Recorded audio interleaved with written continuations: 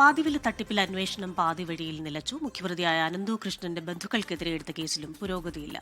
പ്രത്യേക അന്വേഷണ സംഘത്തെ പിരിച്ചുവിട്ടതോടെ കേസ് ഇല്ലാതാകുമെന്ന ആശങ്കയിലാണ് പരാതിക്കാർ.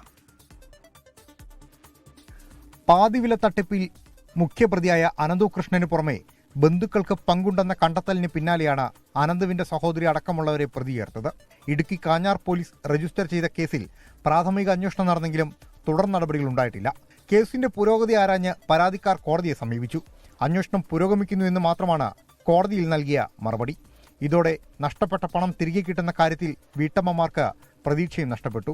ഒരു ബൾക്കായിട്ട് 1 കോടി രൂപ ഒരു ബാങ്കിൽ നിന്ന് വിഡ്രോ ചെയ്തെങ്കിൽ ആ ഡേറ്റിൽ വെച്ച് ആരാണ് വിഡ്രോ എന്ന് നോക്കിയാൽ അവരെ ഫോളോ ചെയ്താൽ നിസ്സാരമായി, ഞാൻ പറഞ്ഞ 8 മാസമൊന്നും വേണ്ട, ഇവർ മനസ്സുകൊണ്ട് വിചാരിച്ചാൽ 1 മാസത്തിനുള്ളിൽ ഇതിനകത്ത് പണം എവിടെ പോയി എന്നും ഈ പണത്തിന് തട്ടിപ്പുകൾ എങ്ങനെയാണ് നടന്നതെന്നും കണ്ടുപിടിക്കാൻ സാധിക്കും. അത് ഗവൺമെന്റ് വിചാരിക്കണം, അതോടൊപ്പം തന്നെ പ്രതിപക്ഷവും വിചാരിക്കണം. കേസിന്റെ സ്വഭാവം പരിഗണിക്കാതെ ക്രൈംബ്രാഞ്ച് ജില്ലാ യൂണിറ്റുകൾക്ക് അന്വേഷണം നൽകിയത് പ്രതികൂലമായി ബാധിക്കുമെന്നാണ് നിയമവിദഗ്ധരും വിലയിരുത്തുന്നത്. പരാതികൾക്ക് സഹായത്തിന് രാഷ്ട്രീയ കക്ഷികൾ പോലും ഇടപെടാതായതോടെ ആം ആദ്മി പാർട്ടി സമരം ഏറ്റെടുക്കുകയാണ്. തുടർ നിയമസഹായങ്ങളടക്കം ഉറപ്പുവരുത്തി വിഷയം സജീവമാക്കാനാണ് ആം ആദ്മി പാർട്ടിയുടെ തീരുമാനം. 24 ഇടുക്കി. ലോകത്തെവിടെയായാലും ഏത് സമയത്തും 24 വാർത്തകളും ഓഗ്മെന്റഡ് റിയാലിറ്റി പാക്കേജുകളും എക്സ്പ്ലെയിനറുകളും വിശദമായി കാണാൻ ഞങ്ങളുടെ യൂട്യൂബ് ചാനൽ നിങ്ങൾക്ക് സബ്സ്ക്രൈബ് ചെയ്യാം.